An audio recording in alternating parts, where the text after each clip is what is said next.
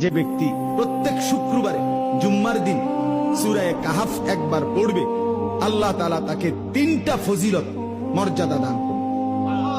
নবীজি সাল্লাল্লাহু আলাইহি সাল্লাম বলছেন, 1 নাম্বার, এই সূরা পুরাটা যে পড়বে শুক্রবার দিন, আল্লাহ তাআলা তার জমিন থেকে মানে তার পায়ের নিচ থেকে 7 আসমান পর্যন্ত তার জন্য পুরাটা জায়গা নূর আলোকিত করে দিবে।